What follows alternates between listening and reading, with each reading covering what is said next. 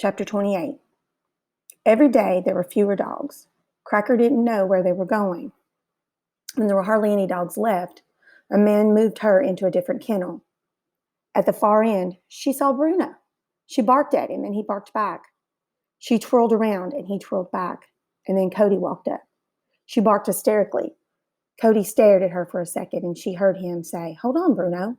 Bruno whined. Cody ran closer and looked into her eyes. Unbelievable. He flung open her gate and she nearly knocked him over with joy. He hugged her and they rushed over to Bruno's kennel. She and Bruno broke into a run, then ran and ran, Cody calling after them. Then they both realized they should turn back. They both ran and ran back toward Cody, where Bruno jumped all over him as he laughed.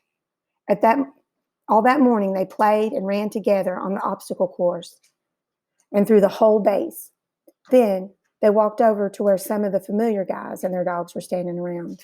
But everybody seemed sad. Bruno stuck his tail between his legs.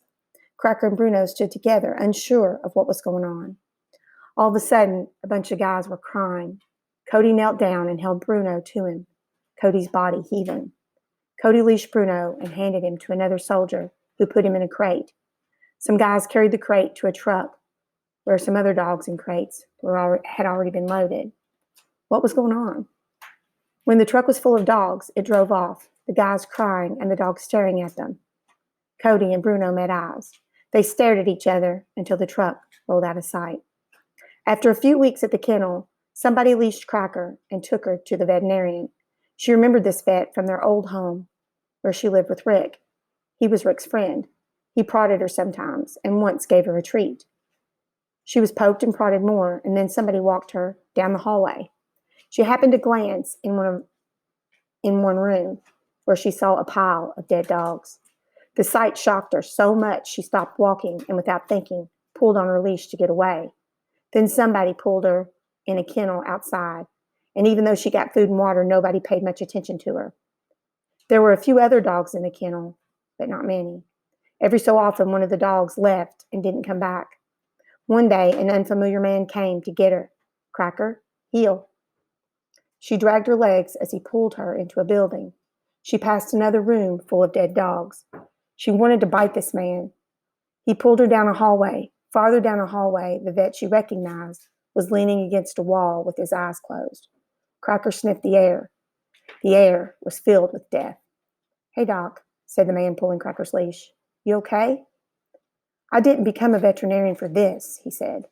"How many did you euthanize today?" 20. They both looked at Cracker. She didn't know what this exchange was about, whether it was good or bad. She wagged her tail to show them she meant no harm. She remembered those dogs jumping up and down at the pound. She wondered whether she should jump up and down. Instead, she sat. Whenever she sat for Rick, he petted her and said, "Good girl." Now, both these men reached down and petted her head and said, "Good girl." Sitting down always made people happy. The vet took her to another room, and stuck her yet another sharp thing into her.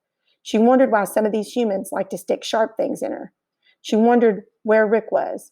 She wondered if he was coming for her. She wondered if anyone would feed her soon. She wondered.